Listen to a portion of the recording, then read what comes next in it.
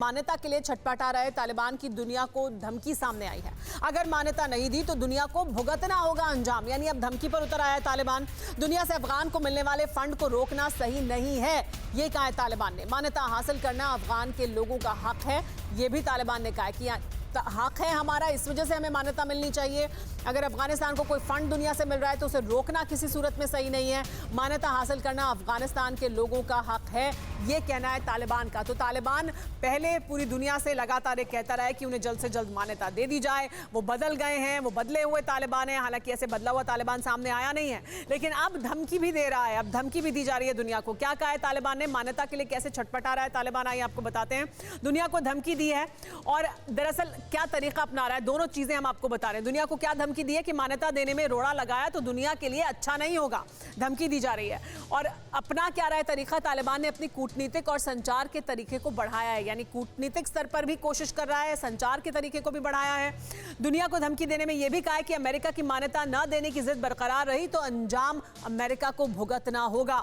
और तरीका क्या अपना रहा है कि उसे मान्यता मिल जाए। तालिबान सोशल मीडिया का ज्यादा से ज्यादा इस्तेमाल कर रहा है। दुनिया को एक अलग तरह की तस्वीर बताने की कोशिश की जा रही है, बताया जा रहा है कि क्यों उन्हें मान्यता मिलनी चाहिए। तालिबान को मान्यता न देने का असर पूरी दुनिया पर पड़ेगा, यह भी कहा है तालिबान ने धमकी में। दूसरी तरफ केयरटेकर सरकार का ऐलान किया गया है जिसमें कहा गया है कि सभी का ख्याल रखा जाएगा। ये कोशिश है जो तालिबान की तरफ से की जा रही है कि उसे मान्यता मिल जाए दुनिया में, और इसी कोशिश के तहत वो अपनी एक अलग तरह की इमेज भी दुनिया के सामने रखने की कोशिश कर रहे हैं सुमित। लेकिन हम जानते हैं कि जो ये सब है तालिबान जो कर रहा है, तालिबान की तरफ से जो बार बार कहा गया कि हम बदल गए, वो दरअसल एक पीआर एक्सरसाइज है। यानी उन्हें अब ये जरूर समझ में आ गया है, जो बदला हुआ तालिबान है वो ये जरूर समझता है कि दुनिया की हकीकत ये है कि आपको कम्युनिकेशन लेवल पर लोगों को कम्युनिकेट करते रहना है, अपने बारे में बताना है, तो वो सब तो वो कर रहे हैं। लेकिन ये है क्या दरअसल तालिबान की हकीकत की अब वो इस हद तक छटपटा रहा है कि वो दुनिया को धमकी दे रहा है कि अगर आपने मान्यता नहीं दी तो अंजाम सही नहीं होगा।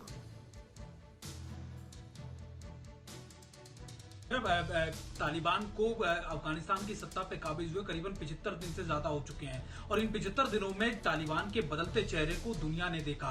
खासतौर पे जो तालिबान सत्ता पे आने से पहले बड़ी बड़ी बातें कर रहा था, उस तालिबान ने कैसे वहीं की मिनोरिटीज को, क्योंकि हमने पाकिस्तान की खबरें बताई, ये भी देख लीजिए कि अफगानिस्तान के अंदर भी उसी तरीके के एट्रोसिटीज खासतौर पर मिनोरिटीज पर, खासतौर पर दूसरे धर्म के लोगों पर हो रही है। यहां तक कि जो दूसरे वर्ग हैं अफगानिस्तान के खुद कर, चाहे वो आप कैसे तजाकिस हो या दूसरे हो, उनके ऊपर भी एट्रोसिटीज उसी बराबर की जा रही है। और अभी जो आउटरीच की बात तालिबान कर रहा है, आप किसी भी मुल्क की बात कर लीजिए, आप किसी भी, सिवाय पाकिस्तान और चाइना को छोड़कर किसी मुल्क ने उनको ना सिर्फ एक्सेप्ट किया है, ना ही उनको किसी तरीके के साजो सामान या फिर मदद की अनाउंसमेंट किया। वो इसीलिए क्योंकि दुनिया की नजर।